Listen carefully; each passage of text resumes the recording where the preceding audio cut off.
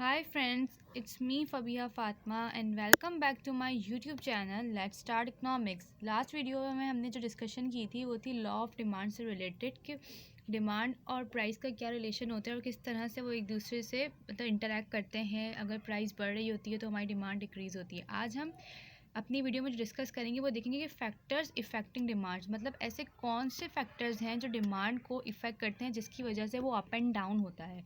So let's get started. There are two main factors which affects the demand. हमारे पास यहाँ पे दो मेन फैक्टर्स हैं जो कि डिमांड को इफ़ेक्ट करते हैं। First is price and the second is other factors.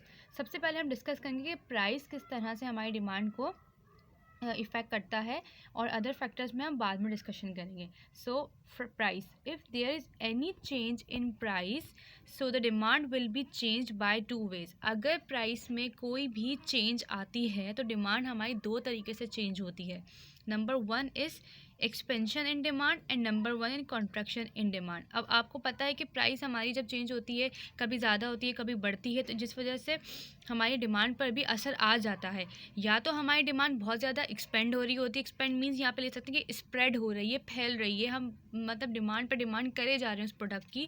या फिर कॉन्ट्रैक्ट हो रही है यानी श्रिंक हो रही है, हम कम से कम कोशिश कर रहे हैं कि इसको डिमांड ना करें, मे बी प्राइस बहुत ज़्यादा उसकी एक्सीड कर गई है उसकी डिमांड की वजह से।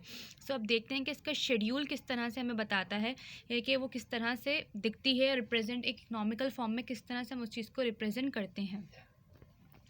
Price and demand. अब यहाँ पे हमारे पास प्राइस है 200 रुपीज़, जिसकी डिमांड कितनी हो रही है 1000 कमोडिटीज़। हम उसकी यानी प्रोडक्ट को 1000 बाय कर सकते हैं अगर उसकी डिमांड 200 है, वो प्राइस 200 है। अब अगर हमने उसकी प्राइस कम कर दी है यानी कम 200 से वो 100 पर आ रही है, तो अल्टीमेटली उसकी डिमांड, उस प्रोडक्ट की डिमांड बढ़ गई। जब पहले वो 1000 हम ले रहे थे, अब हम ले रहे हैं 2000। इसकी जो डेफिनेशन है वो देखते हैं कि when other factors remains constant. अब क्योंकि हमने अभी अदर फैक्टर्स को डिस्कस नहीं किया है, सो अभी हम इसको रहने देते हैं यहीं पर ही कि अगर अदर फैक्टर्स कांस्टेंट रहेंगे। एक चीज़ और क्लियर करूँ कि जब प्राइस और अदर फैक्टर्स के बिना पे हम फैक्टर्स देख रहे हैं डिमांड के, तो उसमें से किसी एक चीज़ को कांस्टेंट लाजमी होना है। जब हम प्राइस के डिस्कशन कर रहे होंगे तो हमें अदर फैक्टर्स को कांस्टेंट रखना होगा, जब हम अदर फैक्टर्स की डिस्कशन करेंगे तो हमें प्राइस को कांस्टेंट रखना होगा। So when other factors remains constant the price of a product decreases, the demand for product increases which is called expansion in demand। मतलब वो क्या कह रहे हैं कि जब हमारे अदर फैक्टर्स कांस्टेंट होंगे, जो प्राइस ऑफ जो प्रोडक्ट होगी वो डिक्रीज़ होगी। जैसे ही हमारे प्रोडक्ट की प्राइस नीचे आ रही होगी तो वैसे ही हमारी अल्टीमेटली जो प्रोडक्ट की कमोडिटी है वो अल्टीमेटली इंक्रीज़ होने लग जाएगी। यानी जब हमारे पास 200 प्राइस थी तो हमने 1000 डिमांड की थी, अब हमारे पास प्राइस 100 हो गई है तो हम उसको 2000 डिमांड कर रहे हैं। सो लेट्स सी इसका स्केड्यूल किस तरह से बना है। इसका स्केड्यूल ये देखें, हमने यहाँ पे प्राइस को हम हमेशा लेंगे वाई एक्सेस पर और क्वांटिटी हमने ली है एक्स एक्सेस पर। 100 पर हमारे पास कितनी क्वांटिटी डिमांड हो रही थी, 2000 हो रही थी, और 200 प्राइस पे हमारे पास 100 डिमांड हो रही थी। तो हमारा जो कर्व बना है वो डाउनवर्ड स्लोपिंग है। यानी डाउनवर्ड स्लोपिंग ये देख रहा है कि प्राइस और डिमांड का सबसे पहले नेगेटिव रिलेशन है, मतलब एक चीज़ बढ़ेगी तो अल्टीमेटली दूसरी कम होगी। अब क्योंकि प्राइस की वजह से आ रहा है तो यहाँ पर हम इसको कंसिडर करेंगे मूवमेंट हो रही है। मूवमेंट का मतलब क्या होता है कि हमें पता होता है मूव होने का मतलब है चीज़ अप से डाउन आ रही है या डाउन से अप जा रही है, तो ये मूवमेंट है।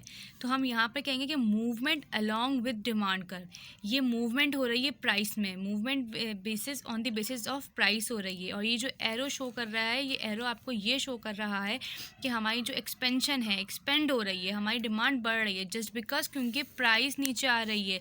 जैसे प्राइस यूँ नीचे जा रही है तो क्वांटिटी एक्सपेंड हो रही है, तो this is called expansion in demand. वो एक्सपेंशन डिमांड, हमारा जो ये एरो है डाउनवर्ड एरो जो शो कर रहा है वो एक्सपेंशन इन डिमांड शो कर रहा है। This is called downward movement along with demand curve. Now अब हमने एक्सपेंशन डिस्कस किया, अब देखते हैं let's see contraction and demand क्या कहते हैं। मैंने आपको बताया था कि कॉन्ट्रैक्शन का मतलब है कॉन्ट्रैक्ट हो रहा है, श्रिंक हो रही है, या मतलब हम लेस में डिमांड करेंगे यहाँ पर। अब प्राइस हमारे पास क्या है 10 रुपीज़ प्राइस है और डिमांड हम कितनी कर रहे हैं उस क्वान्टिटी की, वो कमोडिटी की, वो है 200। फिर हमारी प्राइस बढ़ गई। अब प्राइस हमारे पास बढ़ रही है, 10 + 10 = 20 प्राइस हो गई है। और जो हमने क्वांटिटी जो डिमांड कर रहे थे वो हमारी कम हो गई। पहले हम 200 कर रहे थे, अब हम कर रहे हैं 100।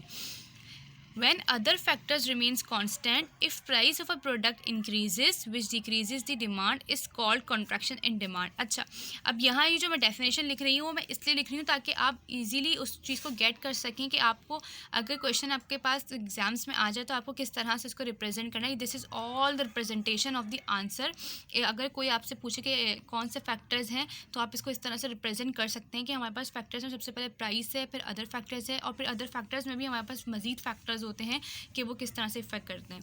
तो ये जो हम जो स्केजुअल और ये जो हम ग्राफ ड्रॉ कर रहे होते हैं ना, ये पूरी इस डेफिनेशन को रिप्रेजेंट कर रहा होता है.